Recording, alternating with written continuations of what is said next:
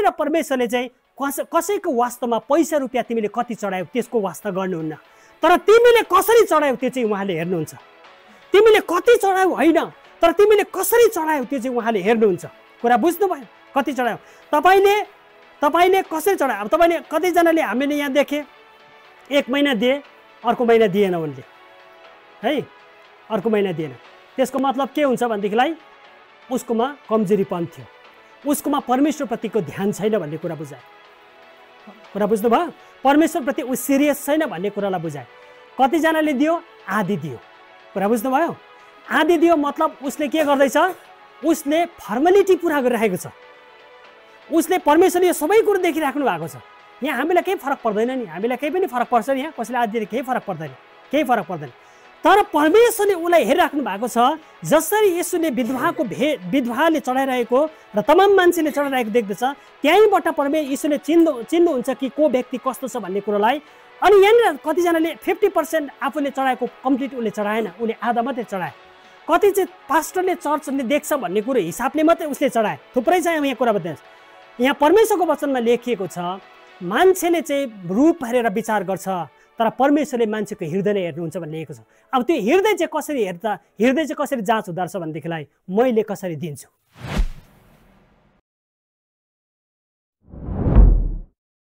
अहिले यो संसारमा क्रिस्चियनहरूको जुन चाहिँ क्रिस्चियनहरूको मेन ब्याकबोन जो छ आज, त्यो चाहिँ छ दशांश र भेटी नै आज क्रिस्चियनहरू वृद्धिको आज ब्याकबोन बनेर आएको छ दुनियाँमा। अहिले पनि दुनियाँको चर्चहरूमा मोर देन 40% चर्चको क्रिस्चियनहरूले अहिले पनि दशांश दिने गर्छन्। बुझ्नुभयो? दुनियाँभरको चर्चमा मेरो आफ्नो मदर चर्चले ताइद दिन्थ्यो, मैले त्यहाँबाट सिकेर आएँ। अनि म आफै ताइद दिने व्यक्ति हो, दशांश दिने व्यक्ति हो। अनि यो प्राय सबै हाम्रो पहाडको चर्चहरूमा यो कुरो प्र्याक्टिस गरिन्छ। अनि स्पेसली हाम्रो पहाडको चर्चहरूमा खुबै कम्ती चर्च होला हातमा गर्नु सकिने जुन चर्चहरूले सायद ताइदहरू उनीहरूले लिँदैनन्, उनीहरूले ताइदको त्यो चलन त्यहाँनिर छैन। तर यहाँनिर प्राय जस्तो प्राय सबै चर्चहरूमा यो दशांशको चलन छ। त्यस कारणले गर्दाखेरि चाहिँ अब यो दुनियाँभरकोमा 40% भन्दा बेसी मानिसहरूले अहिले पनि दशांश दिने गर्छन्। अब पैसा रुपियाँ चाहिँ आज ख्रिस्टको सुसमाचारको एउटा ठुलो ब्याकबोन भएर आएको छ। यो कुरोलाई हामीलाई ध्यान दिनुपर्ने हुनेछ। पैसा बेगर कहिले पनि प्रभुको राज्य वृद्धि हुन सक्दैन। इभन येशू ख्रिस्टको आफ्नो जीवनकालमा पनि जब उहाँले सुसमाचारको कामहरू गर्दै लानुभयो, त्यति बेला पनि उहाँको साथमा चाहिँ पैसा हुन्थ्यो, हो कि होइन? त्यो पैसा चाहिँ कसले ह्यान्डल गर्थ्यो? यहुदाले है, यहुदाले ह्यान्डल गर्थ्यो त्यो पैसा। अनि जता जता जानुहुन्थ्यो येशू मसीह, उहाँसित पैसा हुन्थ्यो।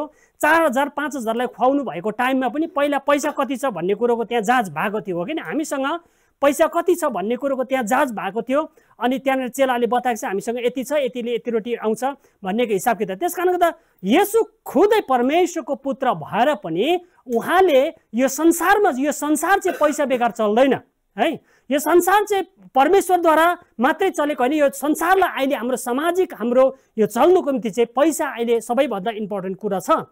त्यस कारणले गर्दाखेरि येशू खुदैले पनि उहाँ परमेश्वरको पुत्र भएर पनि सबै कुरो शक्तिले मात्रै काम गर्नु भएन, उहाँले चमत्कारले मात्रै चल्नु भएन, तर संसारको रीत अनुसार उहाँ चल्नुभयो, संसारको सिस्टम अनुसार उहाँ चल्नुभयो। त्यस कारणले गर्दाखेरि उहाँलाई पनि पैसाको आवश्यकता पर्दथ्यो।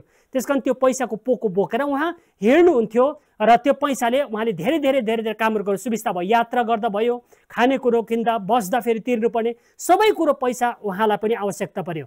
अहिले पनि 2000 वर्ष बितेर जाँदा पनि आज सारा संसारमा यसरी सुसमाचार फैलिएर जानुमा पैसा रुपियाँको पनि ठुलो योगदान छ है। बिना पैसा रुपियाँ आज सुसमाचार यहाँ आइपुग्ने थिएन। एउटा यरुसलेम इजरायलदेखि प्रभुको सेवाकाई सुरु भएर आयो। आज दुनियाँमा पैसा बेगर केही पनि चल्दैन। अब म मलेसिया जानुपर्छ परमेश्वरको वचन सुनाउनको निम्ति, बिना पैसा त त्यहाँ हुँदैन। मैले पैसा निकाल्नु पर्यो र म त शक्ति छ, म त प्रभुको वचन छ भनेर म सट्टै उडेर म त्यहाँ झिलिकै म हुन सक्दिनँ यहाँनिर क्या। त्यस कारणले गर्दा त्यस्तो परमेश्वरले यहाँनिर दिनुभएको छैन। त्यस कारणले गर्दा हामीलाई पैसाको जरुरत पर्छ। अनि मैले बकाइदा संसारले बनाएको सिस्टमलाई मैले फलो गरेर म त्यहाँ पुग्नुपर्ने हुनेछ। त्यसकारण गर्दा अहिले पनि विश्वमा तपाईले जति पनि तपाईले क्रिस्चियनहरुको आज मेन आज वृद्धि भएर सुसमाचार फैलेर जानुमा अनि मण्डलीहरु स्थापना भएर जानुमा सुसमाचार पहिले पत्राचारहरुद्वारा पत्रिकाहरुद्वारा सुसमाचार फैलिनुमा रेडियोको मार्फत आज भन्दा पहिला टेलिभिजनको मार्फतबाट पिक्चरहरु बनाएर फिल्महरु चलचित्रहरु बनाएर ट्र्याक्सहरु छापेर विभिन्न कुराहरु बाइबलहरु छापेर यो सबै कुरा गर्नुमा चाहिँ आज पैसा रुपैयाँको ठूलो योगदान छ है पैसा रुपैयाँको ठूलो योगदान छ अब यो पैसा रुपैयाँको योगदान कसले दियो त कहीँबाट फल्दैन यो कुराहरु कहीँबाट फल्दैन सरकारले कहीँ पनि दिदैन सरकारले लु तिमीले सुसमाचार प्रचार गर पैसा दिएर आज सारा संसारमा यसरी प्रभुको सेवाकाई फैलेर जानुमा चाहिँ ती पैसाहरु चाहिँ कहाँबाट कलेक्सन हुँदो रहेछ भन्दाखेरि चाहिँ मेन त्यो पैसा आउनुको बाटो चाहिँ छ दशांश र भेटीहरुबाट नै छ है विश्वासीहरुले दशांश भेटी चढाएको कारणले गर्दाखेरि विश्वासीले दिएको कारणले गर्दाखेरि चाहिँ आज सुसमाचार फैलेर गयो बाइबलहरु छापिएर आयो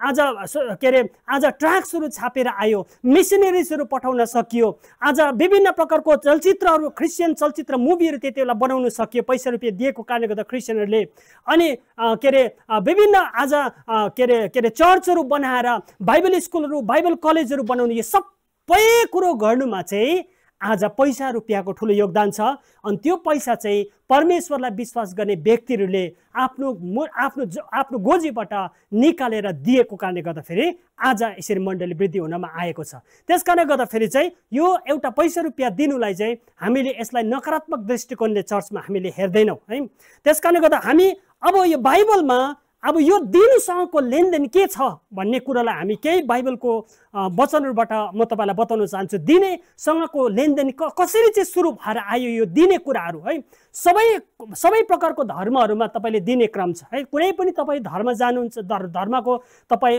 मन्दिर मठ मन्दिर मस्जिदतिर तपाई जानुहुन्छ भनेदेखिलाई त्यहाँ पनि पैसा रुपैयाँ दिनु नै पर्ने हुन्छ कुनै पनि यस्तो धार्मिक स्थलहरु छैन जुन ठाउँमा चाहिँ बिना पैसाको कारणले गर्दा त्यो धार्मिक संघ संस्थाहरु चल्छ भन्ने काई पनि छैन हरेक धर्ममा पैसा रुपैयाँको आज के रे भूमिका त्यहाँनिर मुख्य बनेर आएको हुँदछ सही तरिकाले चर्चमा पनि त्यो भूमिका भएर आएको छ अब बाइबलमा चाहिँ अब यो दिनुसँगको के कनेक्सन छ कसरी सुरु भएर आयो यो दिने कुराहरुमा अनि यो दिने कुरोले के जताउँछ भन्ने कुराहरुमा हामी केही फोकस बाइबलको माध्यमबाट म तपाईहरुको बीचमा गर्न चाहन्छु अनि तपाईलाई थाहा छ दशांश भन्ने जुन चाहिँ कुरो बाइबलमा छ आजको यो येशू ख्रीष्टको जमानादेखि धेरै यता मण्डलीको आज धेरैवटा मण्डलीहरुले धेरै विश्वासीले के भन्छ नि नयाँ नियममा दशांश दिने चलन छैन भनिकन भन्छ हो के हैन धेरै जनाले तपाईले भन्छ बाइबलको भर्स देखाउनु हामीलाई भनेर भन्छ बाइबलको भर्स देखाउनु नयाँ नियममा चाहिँ दशांश दिने चलन छैन यो त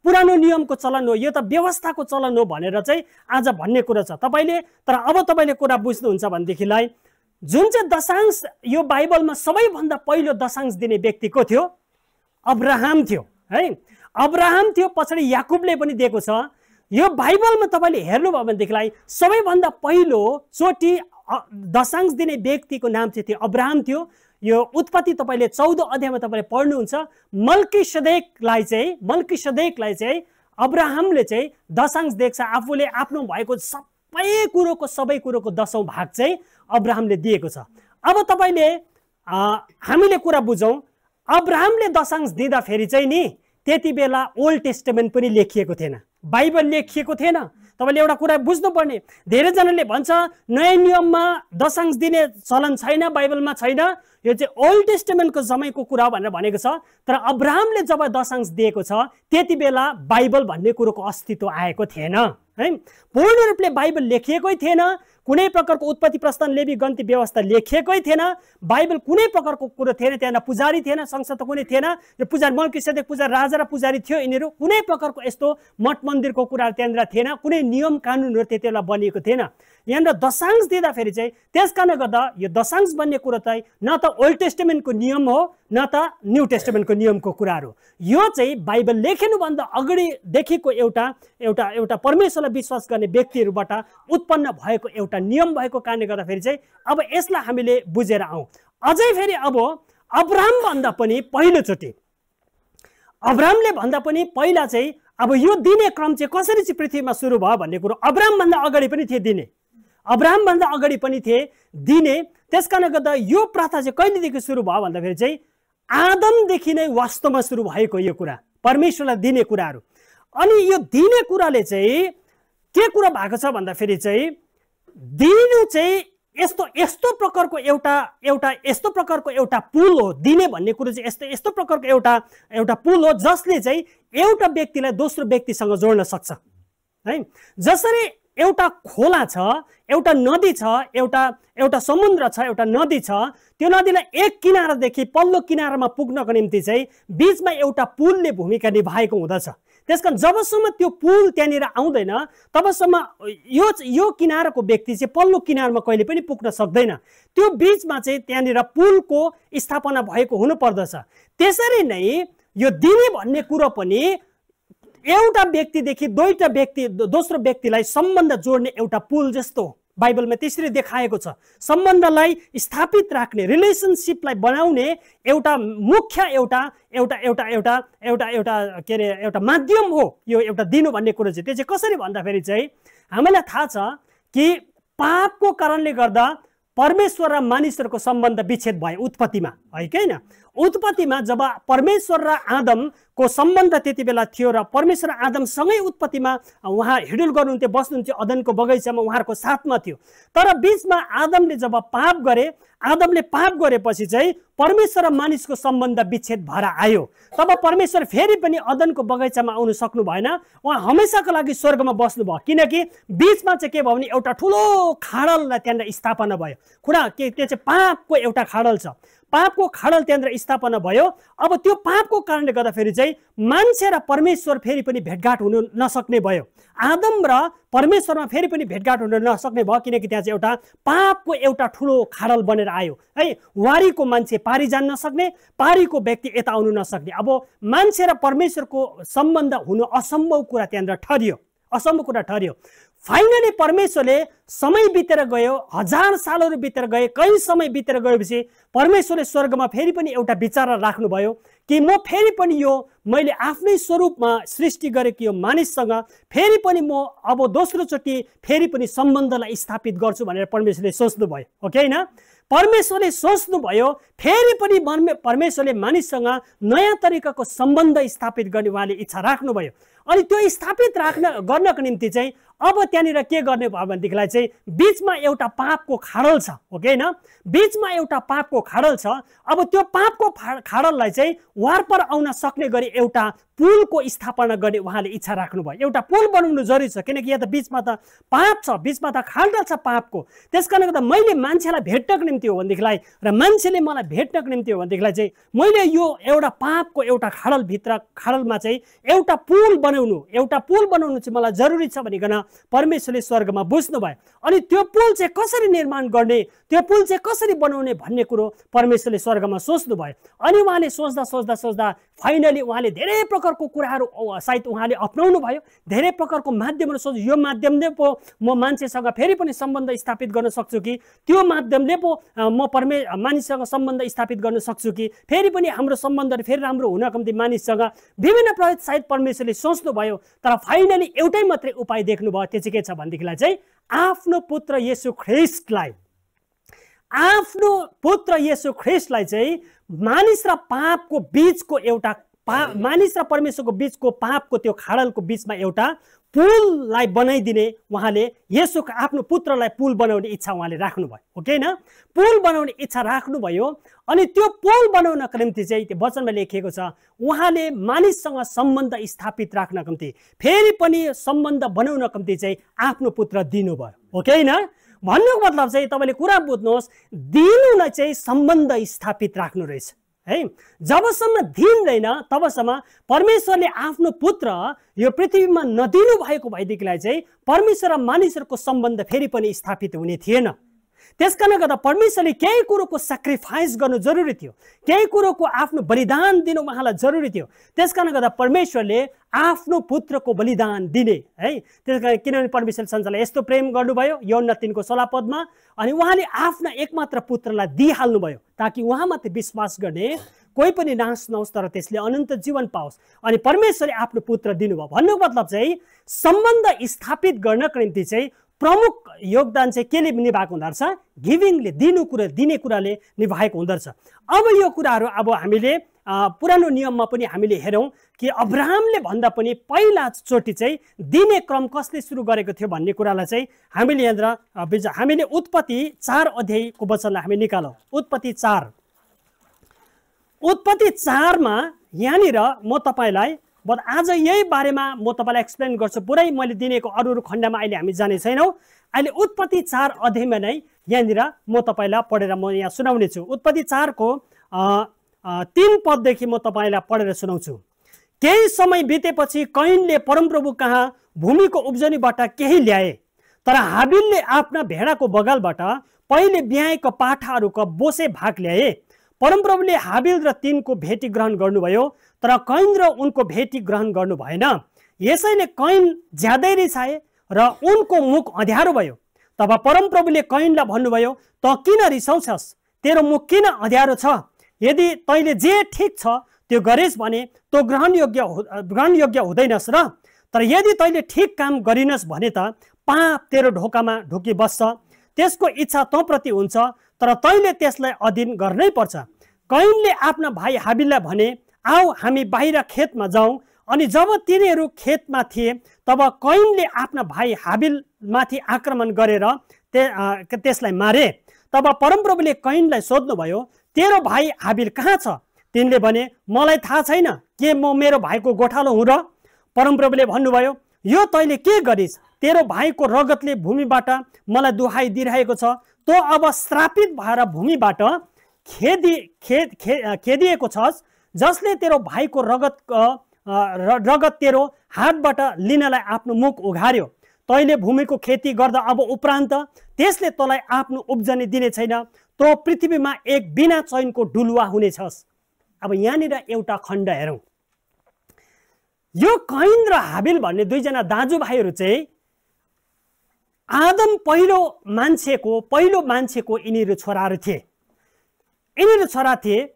अनि त्यति बेला यहाँनिर कुनै पनि धर्महरू सुरु भएको थिएन पृथ्वीमा। हेर्नुहोस् है, कुनै प्रकारको अहिले पनि सबैभन्दा पुरानो धर्म हिन्दू धर्मलाई मानिन्छ, हो कि होइन? सायद क्रिस्चियन भन्दा हिन्दू धर्म 1800 वर्ष पुरानो हिन्दू धर्म।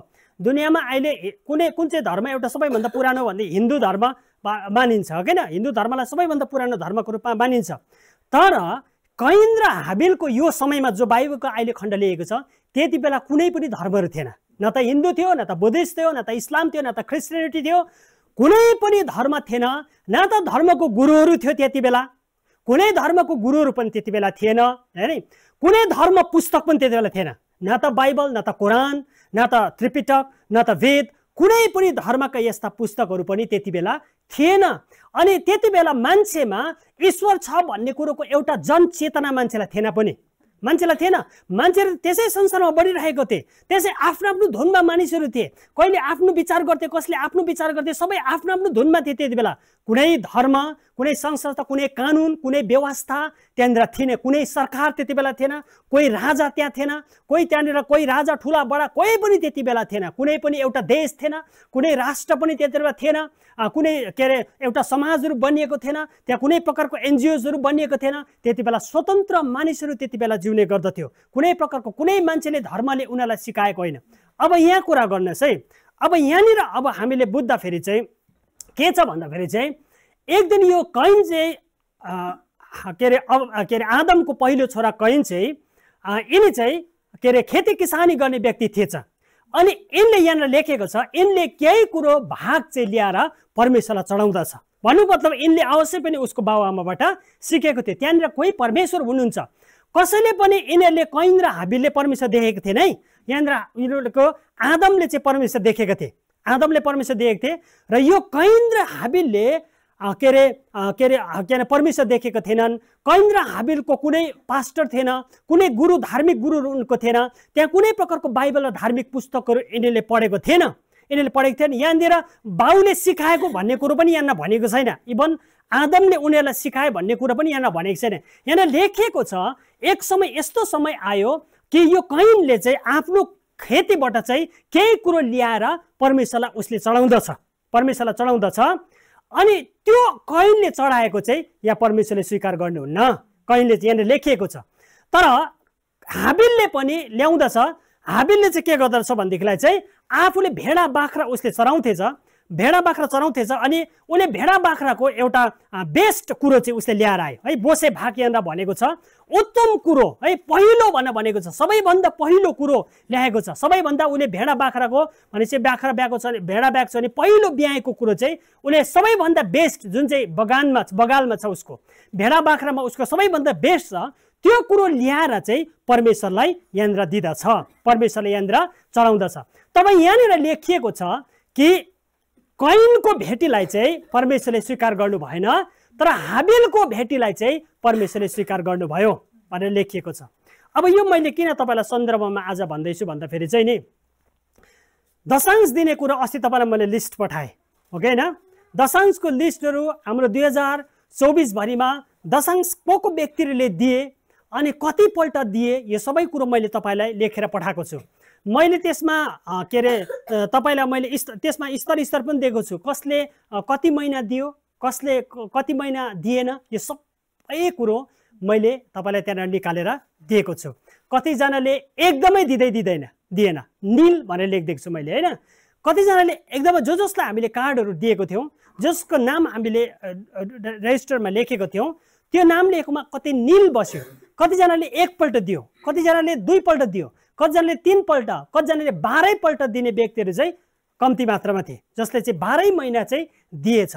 अब ती मध्येमा म 12 महिना दिने व्यक्तिहरूमा है मैले तपाईँको मैले त्यहाँ भनेछु, मैले जीवनमा धेरै दुःख पाएर आएको नि है, धेरै दुःख पाएको जीवनमा। मेरो एउटा टेस्टिमनी यहाँनिर छ, मैले जीवनमा आफ्नो प्रिन्सिपल मैले 25 वर्ष जस्तो भयो मैले दशांश दिएको, 25 वर्षभन्दा बेसी। जब पनि मैले मेरो घर परिवारमा पनि घर परिवारको व्यक्तिहरू पनि दशांश दिनुपर्छ भनेर चर्चले थाहा थियो, तर त्यस्तो प्रकारको हामीलाई पुरा रूपमा हामीलाई नियमहरू चर्चमा हामीलाई बताएको थिएन दशांशको बारेमा, मैले त्यस्तो सुनेको थिइनँ हाम्रो चर्चहरूमा। तर पछाडिबाट जब मैले बुझेँ कि हामीले दशांश दिनुपर्छ भन्ने कुरो, तब जब मैले बुझेँ त्यस समयदेखि मैले जीवनमा कहिले पनि ब्रेक गरेको छैन। कुनै पनि लाइफमा यस्तो घटना छैन जुनसम्म मैले कमाएकोबाट मैले दशांशलाई मैले दिइनँ। तर मैले किन यो कुरोहरू भनेको भन्दाखेरि चाहिँ नि अहिले पनि यो चर्चमा है म एउटा कस्तो स्थानबाट म ल्याएर आएँ, मलाई खानुको निम्ति मैले भने खरसाङमा आएर मैले 12 दिनसम्म मैले खोले खाएर बसेको, ममा खानेकुरो लुगा किन्ने पैसा थिएन, ममा भाडा तिर्ने पैसा थिएन, ममा के अरे खानेकुरो किन्ने पैसा मसित थिएन है। म यति साह्रो दुःखले मैले यहाँनिर सेवाकै गरेको है। मैले तपाईँको खरसाङको त्यो कफेबारी भन्ने ठाउँहरूतिर त जेनेरेटर बोकेर मैले हिँडेको छु, सुसमाचार प्रचार गरेको, नयाँ चलचित्रहरू देखाएको, फिल्म देखाएर मैले यहाँनिर हिँडेको। यति धेरै गाउँ बस्ती झोला भिरेर मैले ट्रक्स बोकेर प्रचार गरेँ। सेन्ट मेरिजदेखि लिएर तपाईँको विभिन्न ठाउँहरूमा एक्लै झोला भिरेर मैले प्रचार गरेको त्यति बेलाको टाइममा, बुझ्नुभयो।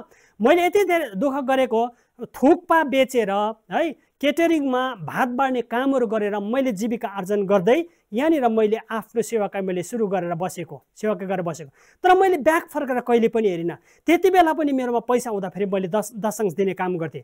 अब यहाँनिर के रहेछ भन्दाखेरि चाहिँ नि यहाँनिर एउटा हाम्रो चर्चहरूमा एउटा चलन छ कि दशांश दियो भने आशिषित हुने र दशांश दिएन भने श्रापित हुने कुराहरूको पनि पुरा चर्चा छ यहाँनिर है। उसको जीवनमा ब्लेसिङ नहुने, उसको जीवनमा आशिष नहुने दशांश नदिँदा।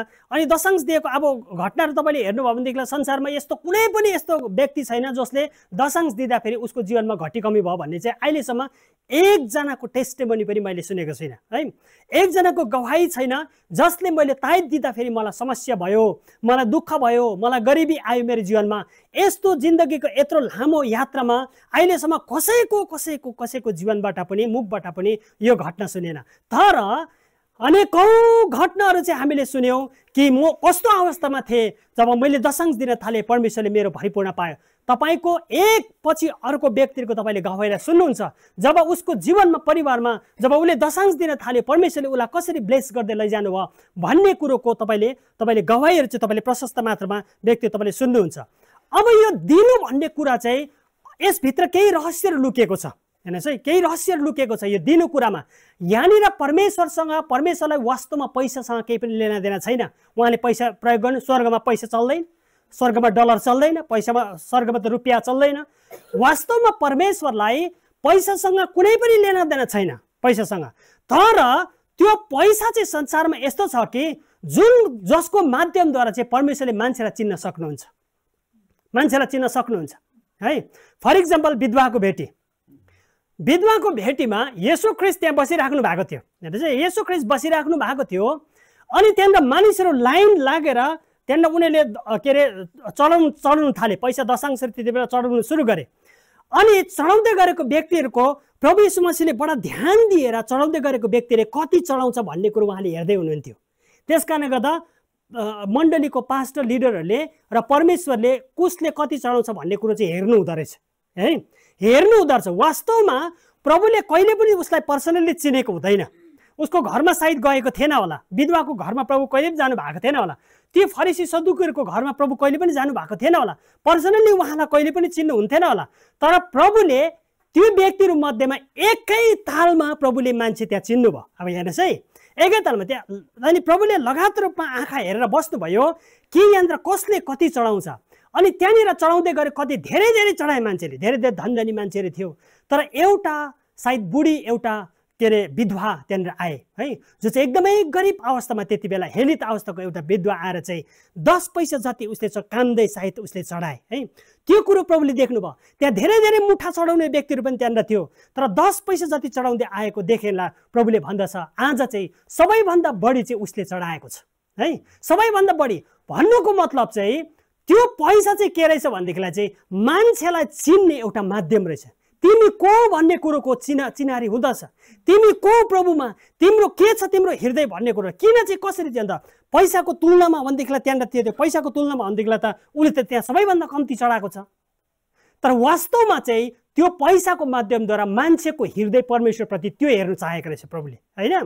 त्यो पैसाको मार्फतबाट चाहिँ एउटा व्यक्तिको हृदय चाहिँ परमेश्वरप्रति तिमी कतिको समर्पित छौ, परमेश्वरलाई तिमीले कतिको प्रेम गर्छौ, परमेश्वरलाई तिमीले कतिको विश्वास गर्छौ, कतिको तिमीले श्रद्धा गर्छौ भन्ने कुरोको जाँच चाहिँ दिनेको माध्यमबाट हुँदो रहेछ, दिनेको माध्यमबाट। त्यस कारणले गर्दा प्रभुले भन्नुभयो त्यहाँ छर्लङ्गै मान्छेलाई प्रभुले चिन्नुभयो, छर्लङ्गै चिन्नुभयो। तिमीहरूले त प्रशस्तताबाट दियो, तर उसले त आफ्नो सर्वस्व नै दिएको छ यहाँनिर। भन्नुको मतलब चाहिँ तिमी चाहिँ सबैभन्दा जसले सर्वस्व दियो त्यो चाहिँ सबैभन्दा परमेश्वरको निम्ति ग्रहणयोग्य, त्यो चाहिँ हृदयको कुरा बताएको रहेछ। त्यस कारण यहाँ वचनमा एउटा पहिलो सामुएल 16:7 हेर्नुहोस् त, पहिलो सामुएल 16:7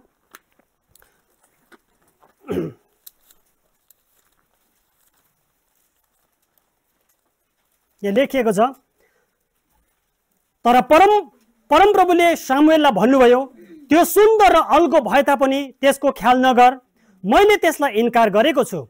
परमप्रभुले मानिसले झै हेर्नुहुन्न, मानिसले रूप हेरेर विचार गर्छ, तर परमप्रभुले हृदय हेरेर विचार गर्नुहुन्छ। यहाँ लेखेको छ मानिसले त रूपलाई हेरेर विचार गर्छ, तर परमप्रभुले त उसको हृदयले हेरेर विचार गर्नुहुन्छ। उसको हृदय भन्नु मतलब चाहिँ हृदय कसरी हेर्दो रहेछ भन्दाखेरि चाहिँ नि अहिलेको प्रेजेन्ट टाइममा हेर्नुदेखिलाई र त्यति बेला टाइममा हेर्नुदेखिलाई चाहिँ मान्छे तिमी परमेश्वरप्रति कसरी समर्पित छौ भन्ने कुरो चाहिँ उसको दियाइको क्षेत्रबाट चिन्ता छ।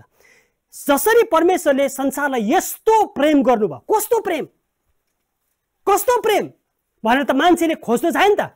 परमेश्वरले यस्तो प्रेम गर्यो, योना 3:16 यस्तो कस्तो खालको प्रेम लु देखौँ त है, यस्तो खालको प्रेम खोइ तपाईँको हृदयभित्रको प्रेम त मैले देखिनँ, कस्तो चाहिँ प्रेम, यस्तो प्रेम गर्नुभयो। अनि त्यसको प्रमाण चाहिँ के रहेछ नि, आफ्नो एकलौते पुत्र उहाँले दिनुभयो भनेर लेखेको छ। आफ्नो एकलौते पुत्र उहाँले दिनुभयो अनि परमेश्वरले प्रमाण गर्नुभयो म तिमीलाई यसरी प्रेम गर्छु। उहाँले पुत्र दिनुभएको मतलब चाहिँ यो हो कि म संसारको मान्छेलाई चाहिँ यसरी प्रेम गर्छु, मेरो एकलौते पुत्र पनि म तिम्रो निम्ति दिँदछु। अनि यहाँ विधवाले जो दिँदैछ है, यहाँ विधवाले जो दिँदैछ, एक ठाउँमा कामदै आएको विधवाले त्यहाँ दिँदैछ, त्यसबाट प्रमाणित हुँदछ कि उसले परमेश्वरलाई कसरी प्रेम गर्छ भन्दाखेरि चाहिँ उसले दिएको सर्वस्व कुरोबाट देख्दछ। त्यस कारणले गर्दाखेरि चाहिँ अब यहाँनिर परमेश्वरले चाहिँ कसैको वास्तवमा पैसा रुपियाँ तिमीले कति चढायौ त्यसको वास्ता गर्नुहुन्न, तर तिमीले कसरी चढायौ त्यो चाहिँ उहाँले हेर्नुहुन्छ। तिमीले कति चढायौ होइन, तर तिमीले कसरी चढायौ त्यो चाहिँ उहाँले हेर्नुहुन्छ। कुरा बुझ्नुभयो, कति चढायौ तपाईँले कसरी चढायो। अब तपाईँले कतिजनाले हामीले यहाँ देखेँ 1 महिना दिए, अर्को महिना दिएन उनले है, अर्को महिना दिएन। त्यसको मतलब के हुन्छ भनेदेखिलाई उसकोमा कमजोरीपन थियो, उसकोमा परमेश्वरप्रतिको ध्यान छैन भन्ने कुरा बुझाए। कुरा बुझ्नुभयो, परमेश्वरप्रति ऊ सिरियस छैन भन्ने कुरालाई बुझाए। कतिजनाले दियो, आधी दियो। कुरा बुझ्नुभयो, आधी दियो मतलब उसले के गर्दैछ, उसले फर्मालिटी पुरा गरिरहेको छ। उसले परमेश्वरले यो सबै कुरो देखिराख्नु भएको छ। यहाँ हामीलाई केही फरक पर्दैन नि, हामीलाई केही पनि फरक पर्छ नि, यहाँ कसैलाई आदि केही फरक पर्दैन, केही फरक पर्दैन। तर परमेश्वरले उसलाई हेरिराख्नु भएको छ। जसरी येशूले विधवाले चढाइरहेको र तमाम मान्छेले चढाइरहेको देख्दछ, त्यहीँबाट येशूले चिन्नुहुन्छ कि को व्यक्ति कस्तो छ भन्ने कुरोलाई। अनि यहाँनिर कतिजनाले 50% आफूले चढाएको कम्प्लिट उसले चढाएन, उसले आधा मात्रै चढाए। कति चाहिँ पास्टरले चर्चले देख्छ भन्ने कुरो हिसाबले मात्रै उसले चढाए। थुप्रै छ यहाँ कुरा बताइस्। यहाँ परमेश्वरको वचनमा लेखिएको छ, मान्छेले चाहिँ रूप हेरेर विचार गर्छ, तर परमेश्वरले मान्छेको हृदयले हेर्नुहुन्छ भन्ने लेखेको छ। अब त्यो हृदय चाहिँ कसरी हेर्दा, हृदय चाहिँ कसरी जाँच हुँदो रहेछ भनेदेखिलाई मैले कसरी दिन्छु है, मैले कसरी दिन्छु, मैले कसरी दिन्छु भन्ने कुरोले। अब एउटा वचन पढौँ, दोस्रो कोरिन्थी 9 अध्याय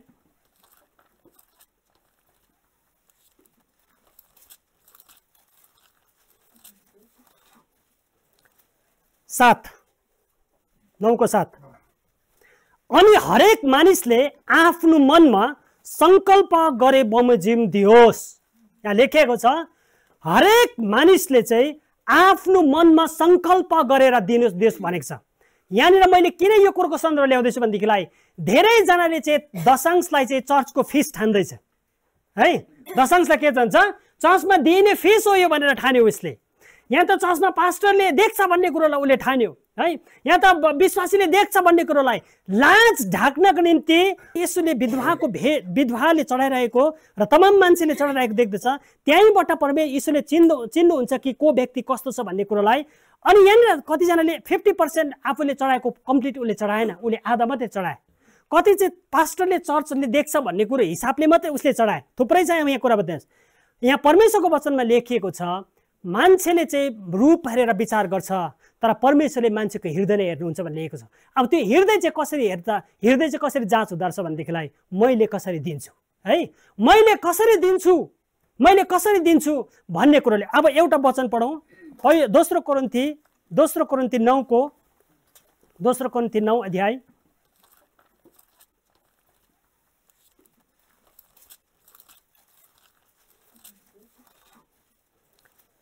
9:7। अनि हरेक मानिसले आफ्नो मनमा संकल्प गरे बमोजिम दियोस्। यहाँ लेखिएको छ हरेक मानिसले चाहिँ आफ्नो मनमा संकल्प गरेर दियोस् भनेको छ। यहाँनिर मैले किन यो कुरोको सन्दर्भ ल्याउँदैछु भनेदेखिलाई धेरैजनाले चाहिँ दशांशलाई चाहिँ चर्चको फिस ठान्दैछ है। दशांशलाई के भन्छ, चर्चमा दिइने फिस हो यो भनेर ठान्यो उसले। यहाँ त चर्चमा पास्टरले देख्छ भन्ने कुरोलाई उसले ठान्यो है। यहाँ त विश्वासीले देख्छ भन्ने कुरोलाई लाज ढाक्नको निम्ति र मलाई कम्प्लेन नगरोस् भनेर उसले ढाक्न दिँदैछ। यहाँ वचनमा भन्दछ, यहाँनिर वचनमा लेखिएको छ हरेक मानिसले आफ्नो मनमा संकल्प गरेपछि दियोस्, इच्छा नभइकन होइन, न त करकापमा परेर हो। इच्छा नभइकन करकापमा परेर कसैले पनि नदियोस् भनेको छ। भन्नुको मतलब योबाट पुरै बुझिन्छ परमेश्वरले मान्छेको हृदय नै खोज्नु भएको, मान्छेले हृदयले नै जाँच्नु भइरहेको छ। यहाँ कुरा परमेश्वरले हृदय तिम्रो हृदय को छ, तिमी मप्रति कस्तो छौ भन्ने कुरालाई नै परमेश्वरले हेर्न चाहनु भएको छ। यहाँ तिम्रो पैसा तिमीले दिएकै हुनुपर्छ भन्ने कुरा भनेको छैन। यहाँ चर्चले तिमीले दिएकै हुनुपर्छ भन्ने कुरा भनेको छैन। तर एउटा पास्टर भएको नातामा तिम्रो परमेश्वरसँगको सम्बन्ध कस्तो हुन्छ त्यो चाहिँ मैले भन्नुपर्ने हुन्छ। तिम्रो सम्बन्ध तिमीले कसरी राख्नुपर्छ भन्ने कुरो चाहिँ मैले भनेको हुनुपर्ने हुनेछ।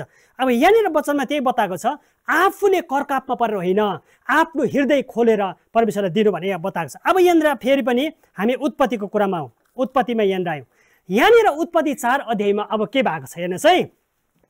अब यहाँनिर कुरा बुझ्यो, परमेश्वरले के हेर्न चाहनु भएको छ, मान्छेको हृदय है, मान्छेको हृदय। अब यहाँनिर एउटा किन मान्छेको हृदय चाहनु भएको रहेछ भन्दा एउटा हितोपदेश 4 को 23 पद पढौँ। हितोपदेश 4 को 23 पदमा पढौँ हामीले। त्यहाँनिर एउटा वचन लेखिएको छ,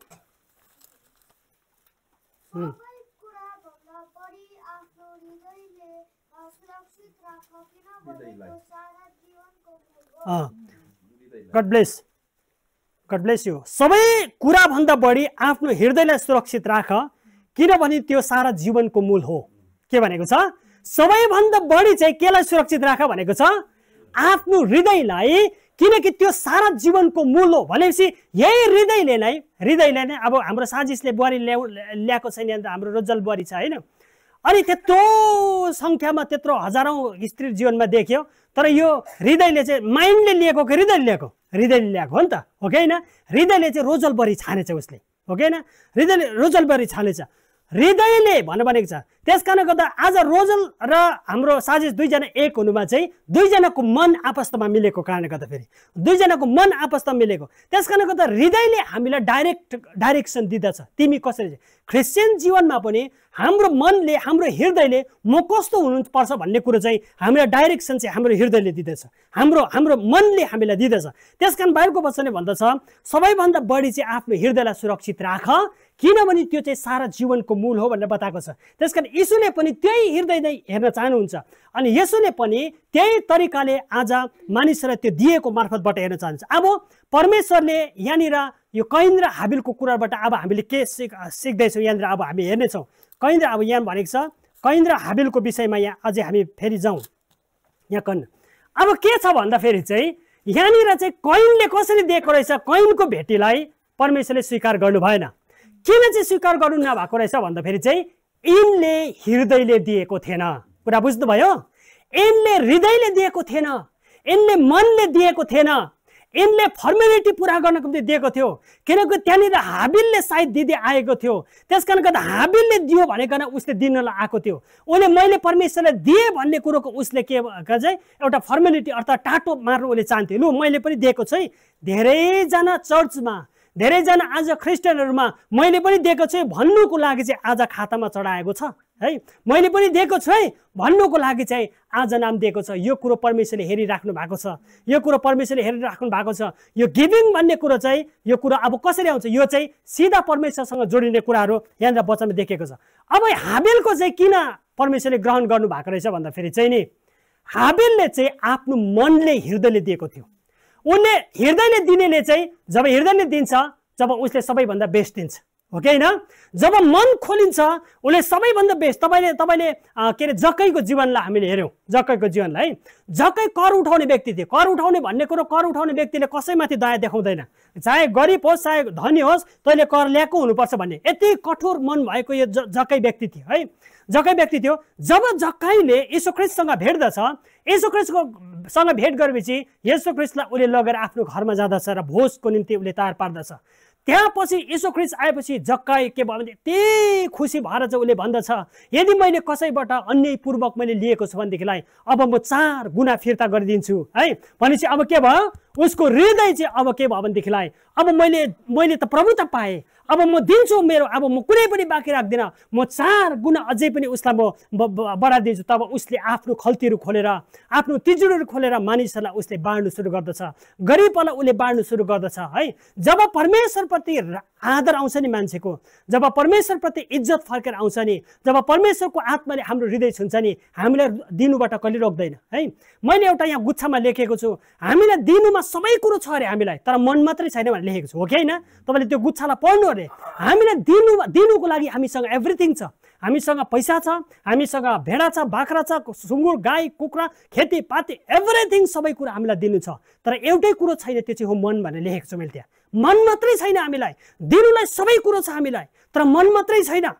मनमा जब मन छैन तब उसको जीवनमा बहना आउँछ। जब मन छैन तब उसले के भन्छ भनेदेखिलाई बाइबलमा कहाँ लेखेको छ भन्छ है। नयाँ नियमको नियम होइन भनिकन उसले भन्न सुरु गर्छ, बाइबलमा नियम छैन भनिकन भन्न सुरु गर्छ, नयाँ नियममा लेखेको छैन भन्ने सुरु गर्छ। जब जुन व्यक्तिको हृदय छैन तब जुन व्यक्तिले के जक्कईलाई प्रभुले 4 गुणा फिर्ता गरेर भन्नुभएको थियो यहाँनिर भनेको थिएन। जक्कईको जब हृदय खोलियो, जब प्रभुको उपस्थितिले ऊ भरियो, तब उसको हृदय खोलेपछि उसले 4 गुणा दिन्छु भन्दछ है। जब परमेश्वरको उपस्थिति तपाईँलाई, जब परमेश्वरको उपस्थितिले तपाईँको हृदयलाई छुन्छ नि तपाईँले कहिले पनि 1 महिना दिनुहुन्न प्रेरो। जब परमेश्वरको आत्माले तपाईँलाई छुन्छ नि तपाईँले कहिले आधा दिनुहुन्न। तपाईँ जब परमेश्वरको आत्माले तपाईँलाई छुन्छ नि तपाईँले नील कहिले पनि राख्नुहुन्न। त्यो कुरो परमेश्वरसँग सम्बन्ध, कुनै पास्टरलाई देखाउने कुरा पनि होइन, कुनै चर्चको नियम पनि फिस पनि होइन। यो कुरो यो त परमेश्वरसँग डाइरेक्ट कनेक्सनको कुराहरू हो यो। उहाँसँग जब तपाईँ लिन हुनुहुन्छ नि, तपाईँ कहिले पनि आफूलाई रोक्न सक्नुहुन्न। जब जक्कै यीशुसँग जोडियो नि, जब यीशुसँग उसको हृदय मिल्यो नि, जक्कैले आफूलाई रोक्न सकेन। म यो धन सम्पत्ति कमाएर के गर्नु, लु ल्याऊ भनिकन उसले 4 गुणा फिर्ता गरिदिँदैछ। अब यहाँनिर हाबिलको घोटे परमेश्वरले यहाँ माथि हेरिरहनु भएको थियो, तिम्रो कमजोरी छ प्रभुले भन्नु भएन। यहाँनिर अब डिसाइड छ दुईजनामा कसलाई लिने।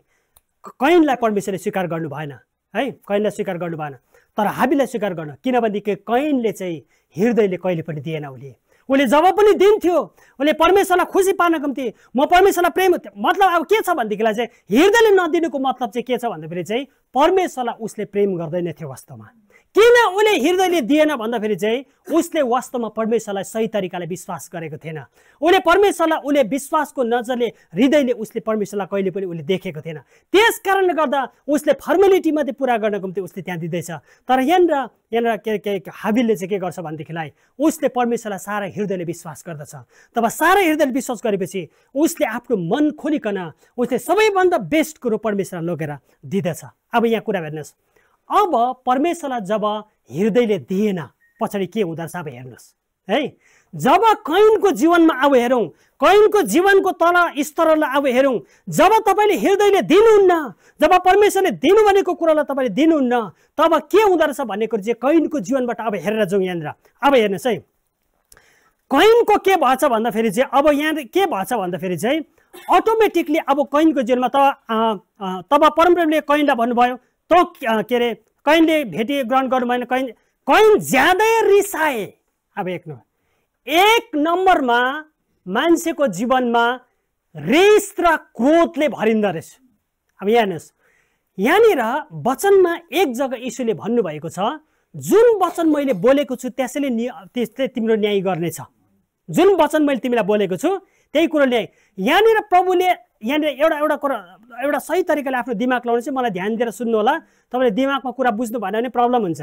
यहाँनिर के छ भनेदेखिलाई नि, मैले दशांश दिन प्रभुले माथिबाट ढङ्गै दिइहाल्नुहुन्छ, त्यो होइन।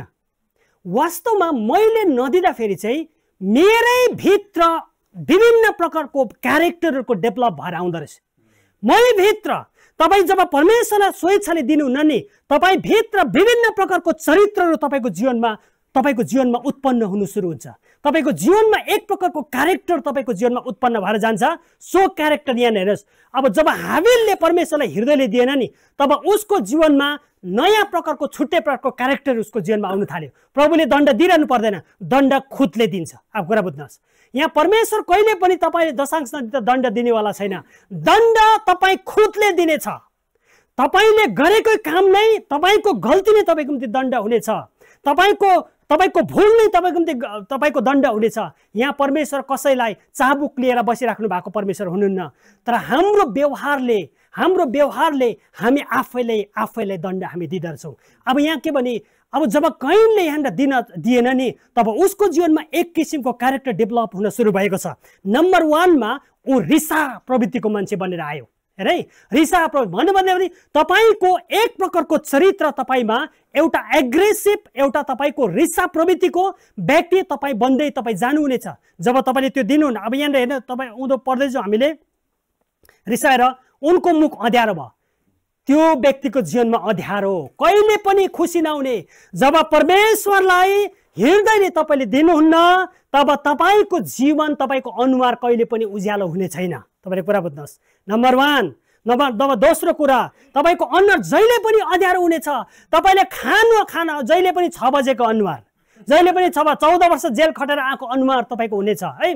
तपाईँले खाँदा पनि उज्यालो नहुने, लाउँदा पनि उज्यालो नहुने है, तपाईँलाई घुम्दा पनि उज्यालो नहुने, तपाईँको के अरे विभिन्न रङ्गी चङ्गी हेर्दा डाँडा हेर्दा पनि अनुहार चाहिँ अँध्यारो, जहिले पनि झुक्रेको पोथी जस्तो, तारसिङको दाना खाएको के अरे हुकुस जस्तो भएर तपाईँ बस्नुपर्ने स्थिति जिन्दगीमा हुने रहेछ। हेर्नुहोस् है, तपाईँले याद गर्नुहोस्, तपाईँको जब परमेश्वरसँग तपाईँले हृदय लाउनुहुन्न, परमेश्वरसँग तपाईँको हृदय तपाईँ जोडिँदैन, तपाईँमा यस्ता क्यारेक्टरहरूको डेभलप तपाईँको शरीरमा बन्दै जानेछ। तपाईँको मानसिकताहरूमा चेन्ज आउँदै जानेछ। तपाईँको व्यवहार बानी क्यारेक्टरमा तपाईँको चेन्ज आउँदै जानेछ। अब यहाँनिर कैन चेन्ज हुँदै गएको छ है। हेर्नुहोस् है, कैन चेन्ज हुँदै गएको छ। एक नम्बरमा ऊ रिस उठा। अब रिस उठेपछि अब उसले के गर्छ, अब तल हेर्दै जाउँ न। अब रिस उठ्ने मान्छे भयो अर्को त है। अर्को त बिना काममा पनि रिस उठ्ने है, बिना काममा पनि रिस उठ्ने। मलाई पहिला डरलाग्दो रिस उठ्थ्यो है डरलाग्दो रिस उठ्थ्यो अहिले मेरोमा धेरै धेरै धेरै मात्रामा अब मेरोमा भनौँ मेरोमा कति 30% पनि छैन मेरो 70% यो सबै कुराहरू मेरो जीवनबाट हटेर गयो नभए म डरलाग्दो रिस व्यक्ति हो म कसैलाई पनि नसने व्यक्ति हो है कसैलाई नसने व्यक्ति हो म जहाँ गए ती प्रब्लम हो है जहाँ गए ती प्रब्लम हो तब यो मान्छेको जीवनमा अब त्यो क्यारेक्टर अब अँध्यारो भयो अनि अर्को तब परमप्रभुले कैनलाई भन्नुभयो तँ किन रिसाउँछस् परमेश्वरले सोध्नुभयो है धेरैचोटि हामीलाई पनि परमेश्वरले सोध्नुहुन्छ तँ किन रिसाउँछस् त तँ किन गरिब भइस् त प्रभुले सोध्नुहुन्छ तँ किन गरिब भइस् त तेरो जीवनमा प्रब्लम किन आयो त प्रभुले उल्टा तपाईँलाई सोध्नुहुनेछ जब तपाईँको जीवनमा परिस्थितिले घेर्छ तब परमेश्वरले उल्टा प्रश्न तपाईँलाई गर्नुहुन्छ तब तिमीलाई प्रब्लम किन आयो त है तिमी रोगले ग्रस्त छौ तिमीलाई किन भयो त परमेश्वरले उल्टा तपाईँलाई सोध्नुहुनेछ किन परमेश्वरले यहाँ कैनलाई किन आयो त भनेर सोध्नु हुँदैछ भन्नु तैँले तेरो आफैले गर्दा होइन के गर्छस् मङ्गलले आफ्नै ढङ्गले होइन यहाँ भन्नु चाहे क्या तैँले मलाई कुन बेहद देखाएको छस् त्यसको प्रतिफल तेरोमा आएको यहाँ परमेश्वरले चाबुक चलाउनै भएको छैन खुदले आफूलाई चाबुक दिँदैछ खुदले आफूलाई अब हेर्नुहोस् है यहाँ अब के भएको छ तँ किन रिसाउँछस् तेरो मुख किन अँध्यारो मुख किन 6 बजेको जहिले 14 वर्ष जेल खटेको जस्तो अनुहार है तेरो यहाँ परमेश्वरले भन्दै हुनुहुन्छ यदि तैँले जे ठिक छ त्यो गरिस् भने तँ ग्रहण योग्य हुँदैनस् र यदि तैँले जे ठिक छ त्यो कुरो तैँले गरिनस् भने के तँ ग्रहण योग्य हुँदैनस् त परमेश्वरले भन्नुहुन्छ है त्यस कारणले गर्दाखेरि चाहिँ आज धेरैचोटि हामी परमेश्वरसँग गनगन गर्छौँ तर जे ठिक हामीले गर्छौँ भनेदेखिलाई नि कहिले पनि त्यो कुरो आउँदैन भनेर प्रभु भन्छ हाम्रो व्यवहारले हाम्रो जीवनमा समस्या ल्याउने हो हाम्रो चरित्रले हाम्रो जीवनमा समस्या ल्याउने हो तर चरित्र अब हेर्नुहोस् है सबै कुरा अब तल्लोपट्टि हुँदैछ भने ठिक काम गर्छ के अरे तर यदि तैँले ठिक काम गरिनस् भने त पाप तेरो ढोकामा ढुकिबस्छ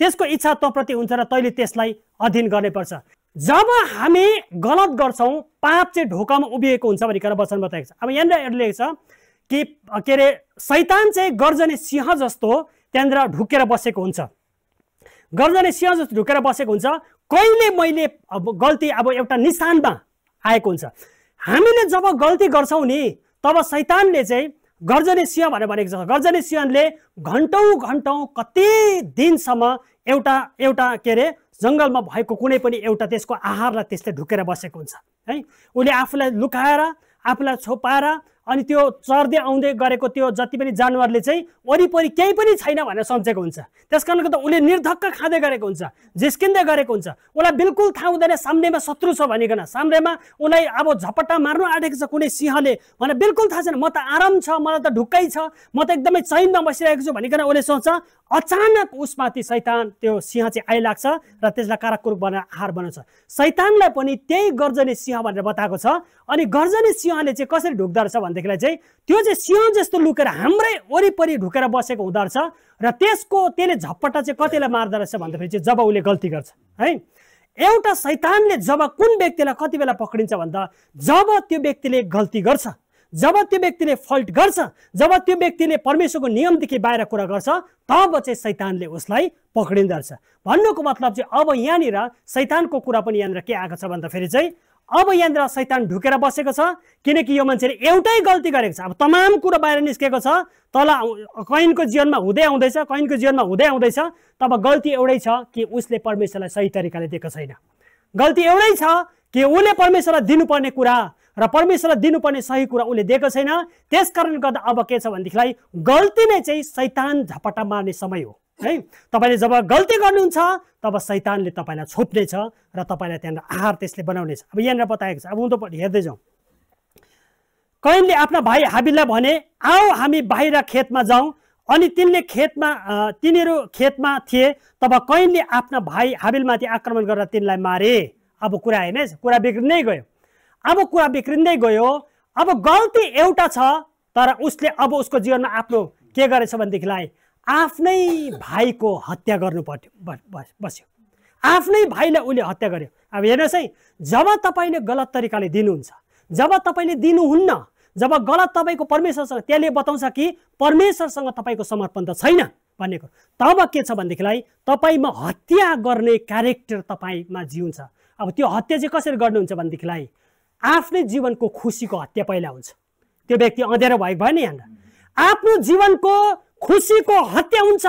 त्यो मान्छेलाई कुनै कुरोले पनि खुसी बनाउन सक्दैन, न त खाएको कुरोले, न त पिएको कुरोले, न त लाएको कुरोले, न त कुनै संसारको कोही मान्छेले, न त स्त्रीले, न त पुरुषले, न त साथीले, न त आफन्तले, कोही व्यक्तिले पनि त्यो मान्छेलाई प्रसन्न तुल्याउन सक्दैन, किनकि उसकोमा चाहिँ हत्या गर्ने क्यारेक्टर उसको जीवनमा पसेको छ। हत्या गर्ने क्यारेक्टर, उसले दोस्रोलाई पनि खुसी दिन सक्दैन। फेरि दोस्रोलाई, किनभनेदेखिलाई दोस्रोको पनि शान्ति छिनेर बसेको छ। दोस्रोको पनि शान्ति छिनेर आफूसँग भएको आफ्नो हस्बेन्डलाई, आफ्नो वाइफलाई, आफ्नो छोराछोरीलाई, आफ्नो दाजुभाइलाई, आफ्नो दिदीबहिनीलाई, आफ्नो गाउँ छरछिमेकीलाई, आफन्तलाई सबैलाई अशान्तिमा जिउन लगाएको छ उसले, है। सबैको जीवनको खुसी आनन्द छिनेको छ, घरको अधिकार छिनेको छ, इज्जतको हत्या भएको छ, सम्मानको हत्या भएको छ, आफ्नो स्वाभिमानको हत्या भएको छ, सेल्फ रेस्पेक्ट उसले गुमाएको छ जीवनमा। यस्ता किसिमको क्यारेक्टर त्यो व्यक्तिकोमा डेभलप हुँदै जानेछ। तपाईँले याद गर्नुहोला, त्यो गल्ती चाहिँ के छ? एउटा छ कि उसले सही तरिकाले परमेश्वरलाई दिएको छैन। यहाँ कहीँ पनि परमेश्वर चाबुक लिएर आउनु भएको छैन, कहीँ पनि चाबुक लिएर आउनु भएको छैन। खुद उसको जीवनमा उसले आफ्नै खाल्टा यहाँ खन्दैछ। फाइनली उसले हत्या गर्न सक्ने उसको क्षमतामा भयो र उसले आफ्नो भाइलाई मारिदिँदछ। उसले आफ्नो भाइलाई नै हत्या गरेर उसले गाडिदिँदछ। अझै पनि श्राप थप्यो, है। अझै पनि भाइ मारेको श्राप उसको जीवनमा थप्यो। त्यस कारणले गर्दा एकपछि अर्को आफ्नो जीवनमा समस्या परिस्थिति थप्दै उसले लानेछ। समस्या परिस्थिति अब उँधो जाउँ है। अब सोध्नुभयो, अनि तब परमप्रभुले कैनलाई सोध्नुभयो, तेरो भाइ हाबिल कहाँ छ? तिनले भने, मलाई थाहा छैन, के म मेरो भाइको गोठालो हुँ र? अब के भयो भनेदेखिलाई अब यो मान्छे परमेश्वरसँग पनि चिडिन थाल्यो। धेरैचोटि खोइ त परमेश्वरले मलाई गरेको, है। आफ्नो चाहिँ फाइनली चाहिँ यो मान्छे विश्वासमा पनि पतन हुने रहेछ, हेर्नुहोस् है। फाइनली यो मान्छेले परमेश्वरलाई पनि मुख लाग्ने मान्छे भयो। यो मान्छे गल्ती के छ? ठिकसँगले दिएको छैन। एउटै गल्तीले अब उसको क्यारेक्टर फैलिँदै गएको छ। फाइनली परमेश्वरलाई पनि मेरो भाइको गोठालो जस्तो लाग्यो तिमीलाई? परमेश्वरलाई बोलेको, परमेश्वरसँग बोलेको, हेर्नुहोस्। भनेपछि यो मान्छे कसैलाई पनि इज्जत गर्ने, परमेश्वरलाई त इज्जत नगर्नेले अरू कसको बाँकी राख्छ? कसैलाई पनि इज्जत गर्न सक्दैन त्यस्तो मान्छेले, हेर्नुहोस् है।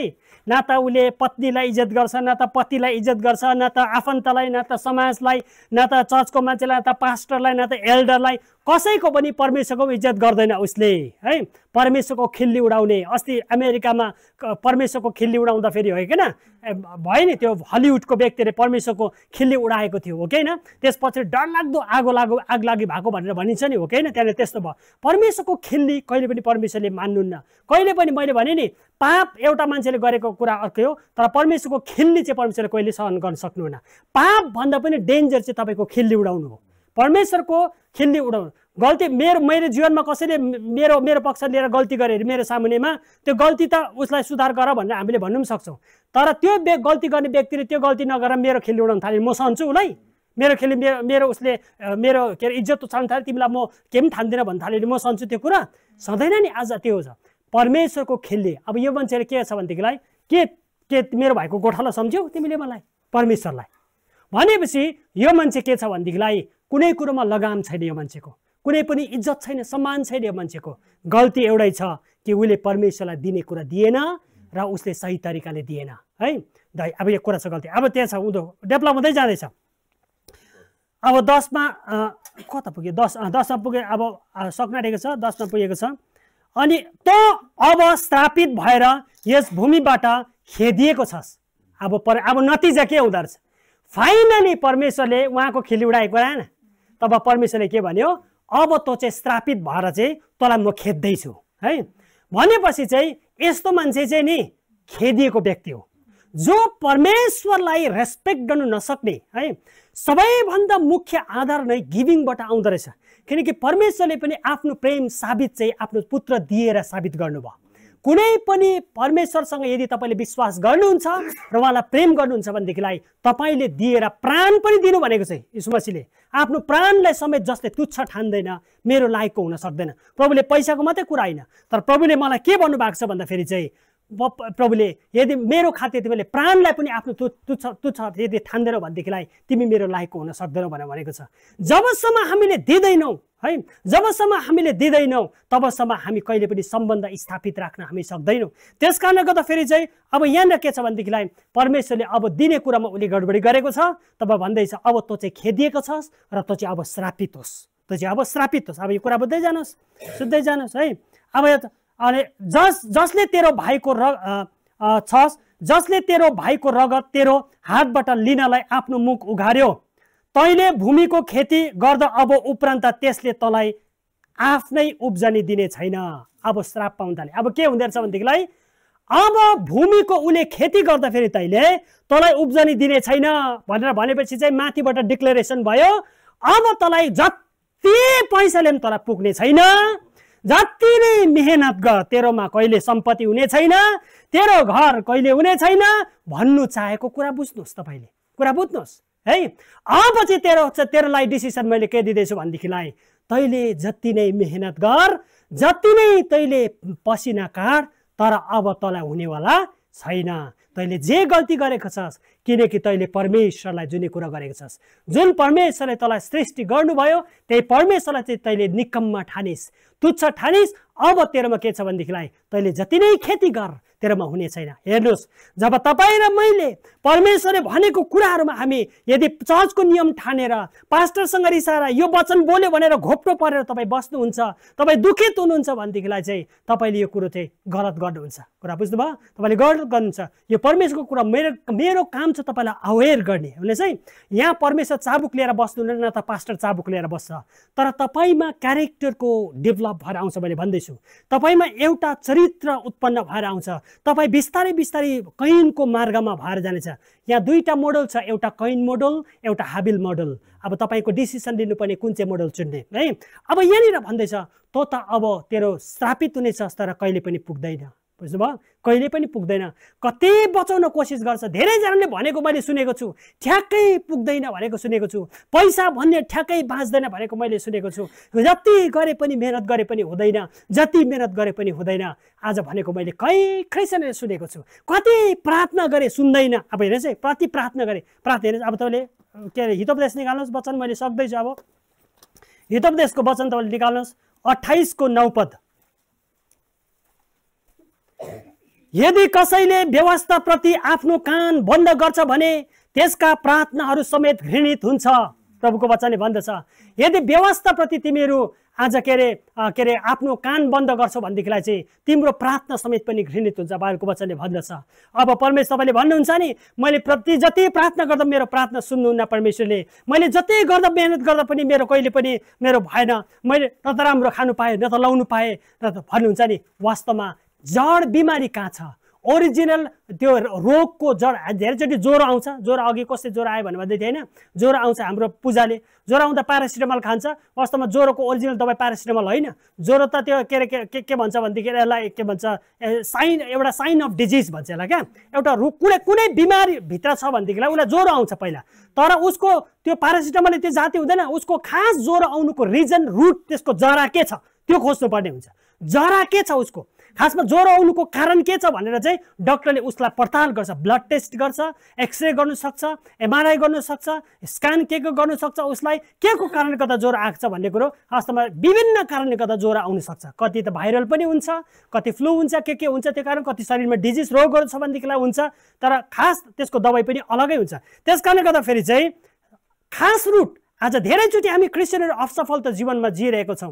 हामीले समस्यामा छौँ किनकि परमेश्वरलाई दिनुपर्ने आधारमा हामी चुकेको छौँ नि त। परमेश्वरमा दिनुपर्ने आधारमा हामी चुकेको छौँ नि त। हामी कहाँ तेरो बन्चरो कहाँ डुबेको छ? परमेश्वरको वचनले त्यही कुरो खोज्नुहुन्छ। तँ कहाँ चाहिँ चुकेको छस्, कहाँ चाहिँ तँ बिग्रेको छस्? तेरो आफ्नो गल्ती लगाएर परमेश्वरलाई दोषाउनु भन्दा, उहाँलाई सोध्नु भन्दा फेरि आफ्नो गल्ती कहाँ छ, आफ्नो बन्चरो कहाँ डुबेको छ त्यहाँ खोजेर जा भनेर प्रभुको वचन त्यो कुरो सन्देश दिनुहुन्छ। तपाईँ कहाँ डुबेको छ त्यो कुरो तपाईँले खोज्दै जानु जरुरी छ। अब यहाँनिर परमेश्वरले भन्छ भने, यहाँ परमेश्वरले अब उपरान्त त्यसले तँलाई उब्जनी दिने छैन, तँ पृथ्वीमा एक बिना चयनको डुलुवा हुनेछस्। फाइनली तँ चाहिँ बिना चयनको डुलुवा हुनेछस् भनेर भनेको छ। अब हेर्नुहोस् है, बिना चयनको डुलुवा भनेको चाहिँ नि के भनेको भन्दाखेरि चाहिँ नि यहाँनिर चाहिँ रेस्टलेस भनेको छ अङ्ग्रेजीमा चाहिँ है। रेस्टलेस भनेको छ। बिना चयनको डुलुवा भनेको चाहिँ यो मान्छेको काहीँ पनि समान इज्जत छैन, लुखुर लुखुर लुखुर लुखुर लुखुर हिँडेको छ, त्यहाँ जान्छ त्यहाँ पनि सेटल छैन, उता छ त्यहाँ पनि सेटल छैन। मैले जीवनमा के बुझेको छु, म खरसाङ छोड्यो भने म जिन्दगीमा सेटल हुँदैन भनेर मैले खरसाङ नछोडेको। म खरसाङ गएर अब यहाँबाट ट्रान्सफर, मलाई ट्रान्सफर गर भन्ने नि, त्यो पहिला मिसनमा काम गर्दाखेरि यहाँबाट ट्रान्सफर त्यहाँ मैले भने म ट्रान्सफर जाँदिनँ, किनकि यहाँबाट ट्रान्सफर भएर त्यहाँ गयो भनेदेखिलाई त्यहाँ म फेरि जग बस्न सक्दिनँ, त्यहाँबाट फेरि अर्को जग्गा म कहाँ छ मैले अब म खरसाङबाट छोड्दिनँ भनेर भनेको। अहिले खरसाङ बसेको 20-21 वर्ष भयो। अब मैले के भने दुःख पनि यही सन्छु, म दुःख पनि सुख पनि म यही पाउँछु। त्यस कारण गर्दा म ट्रान्सफर जाँदिनँ, म यहीँ बस्छु, किनकि म खडा हुनुपर्छ। नभए यदि म त्यस्तो भएको भएदेखिलाई चाहिँ नि म बिना चयनको डुलुवा हुने थिएँ, बुझ्नुभयो? बिना चयनको डुलुवा। परदेशी जिन्दगी पनि श्रापित हो। तपाईँले पुरा बाइबल तपाईँले खोलेर हेर्नुहुन्छ भनेदेखिलाई नि जब जब पनि इजरायलीले गल्ती गरे नि तब उनीहरू परदेशी भयो, प्रवासी भयो, अर्काको देशमा उनीहरू जानु पर्यो। आफ्नै घरमा, आफ्नै देशमा, आफ्नै ठाउँमा बस्नु चाहिँ परमेश्वरको आशिष हो। अर्काको घरमा, अर्काको देशमा जानु चाहिँ वास्तवमा बाइबल अनुसार चाहिँ श्राप छ। त्यो चाहिँ इजरायलीहरूले जब जब पनि परमेश्वरको गल्ती गरे उनीहरू प्रवासी भएर गए, अर्काको देशको अधीनमा उनीहरू परे, अर्काको देशमा जागिर खान जानु परे है, अर्काको देशमा अर्काको घरमा उसले काम गर्न परे, विभिन्न कुरो। यो सबै कुरो चाहिँ वास्तवमा चाहिँ अर्काको दासत्वमा जिउनु पनि श्राप हो। यो कुरोहरू वास्तवमा ओरिजिनल के छ भनेदेखिलाई उसको रुट चाहिँ के छ भनेदेखिलाई चाहिँ उसले आफ्नो सृष्टिकर्ता परमेश्वरलाई कुन हैसियतले हेरेको छ, कुन उसको जीवनमा परमेश्वरको हैसियत के छ, त्यस कुरोमा मूल कुरो खाएको छ। अनि मैले त्यो बेङ्गलोरको व्यक्तिलाई मैले भने तपाईँलाई थाहा छ परदेशी जिन्दगी श्राप हो भनेर मैले भने, तपाईँले करेक्सन गर्नुहोस् भनेर मैले भने है। तपाईँ वास्तवमा चाहिँ तपाईँलाई भन्दाखेरि तितो लाग्छ, राम्रो देख्दैन।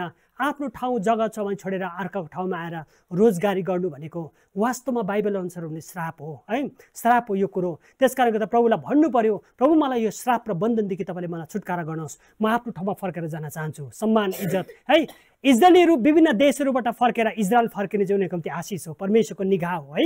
त्यो देशलाई छोडेर अर्काको देशमा जान्छ उनीहरूको निम्ति श्राप हो। त्यस कारणले गर्दाखेरि चाहिँ अब बिना चयनको डुलुवा हुने छ यहाँ वचनले भनेको छ। बिना चयनको डुलुवा चाहिँ यही हो, उसले जीवनमा कहीँ पनि ऊ सेटल हुँदैन, कहीँ पनि ऊ स्थापित हुँदैन। उसले जुनै ठाउँमा पनि उसलाई प्रब्लम छ, त्यहाँ बस्नु मन पर्दैन। उडी जाउँ भने म पन्छी होइन, बस्न त मन छैन, कहीँ पनि उसलाई बस्नु मन पर्दैन है, कहीँ पनि उसलाई बस्नु मन पर्दैन, उसलाई कहीँ पनि ऊ सेटल हुन सक्दैन। तर गल्ती छ एउटै छ कि उसले परमेश्वरलाई गर्नुपर्ने आदर चाहिँ गरेन। अनि परमेश्वरलाई गर्ने आदर चाहिँ कहाँबाट चिन्ता छ भनेदेखिलाई मैले कसरी उहाँलाई दिन्छु है, मैले कसरी उहाँलाई दिन्छु यो कुरो चाहिँ। त्यस कारणले गर्दा अब यो वचनमा दुईवटा मोडल बताएको छ, एउटा हाबिल मोडल, एउटा कैन मोडल। अब तपाईँको जीवनमा परमेश्वरको वचनले भन्छ दुई बाटो तिमीलाई राखिएको छ, तिमीलाई जीवन र मृत्यु म तिम्रो अगाडि राख्छु, तिमी कसलाई चुन्ने चुन भनिकन प्रभुले भन्नुहुन्छ। म तिमीलाई भन्छु तिमीले जीवनलाई नै चुन। त्यस कारणले गर्दा हामीले कहिले पनि कैनको मोडललाई हामीले चुन्नु हुँदैन, कहिले पनि कैनको बाटोमा हामी हेर्नु हुँदैन। हामी हाबिलको बाटोलाई, हाबिलको मोडललाई हामीले फलो गर्नु हामीलाई जरुरी छ। तब हामी परमेश्वरमा सुरक्षित रहन्छौँ, परमेश्वरमा जब हामी आशिष बन्छौँ। त्यस कारण विद्वान जस्तो व्यक्तिको घटना पनि यहाँनिर आयो। यो जक्कै जस्तो एउटा कर उठाउने पापी मान्छे पनि आज दुनियाँले उसलाई गुड व्यक्तिको रूपमा उसको मोडललाई पछाएर हिँड्छ होइन। आज संसारको कहीँ लाखौँ करोडौँ मानिसहरू जक्कै जस्तो हुन चाहन्छ। वास्तवमा केही क्षण अगाडि मात्रै ऊ एउटा कर उठाउने एकदमै अपराधी एउटा पापी जस्तो मान्छे थिए। तर जब प्रभुलाई भेटेर उसले आफ्नो जीवनको घरको तिजोरी उसले खोल्दछ तब त्यो व्यक्ति आज करोडौँ मानिसहरू आज जक्कै हुन चाहन्छ। त्यस कारणले गर्दा हाबिलको मोडल आफ्नो जीवनमा अपनाएर हिँड्यो भनेदेखिलाई हामी कहिले पनि त्यो चरित्रको व्यक्ति हुँदैनौँ। यदि हामी कैनको मोडललाई आयो भनेदेखिलाई, कैनको मोडललाई हामीले अपनायो भनेदेखि हामी अँध्यारो है, हामी रिसा व्यक्ति, हामी झगडालु व्यक्ति, हामी हत्या गर्ने व्यक्ति, हामी परमेश्वरलाई मुख लाग्ने व्यक्ति आज यस्तो डेभलप भएर हामी जान्छौँ। र फाइनली हामी बिना चयनको डुलुवा, कसैले पनि इज्जत नगर्ने व्यक्ति, कसैद्वारा पनि सम्मान नपाएको व्यक्ति हामी फाइनली बनेर जाने रहेछौँ। हामी मध्ये कोही पनि यस्तो हुने छैनौँ र हामी परमेश्वरलाई दिने सही कुरा सही तरिकाले दिन्छौँ भनिकन म आशा गर्छु। परमेश्वरले हामी सबैलाई प्रशस्त आशीष दिउन्। धन्यवाद। जय मसीह।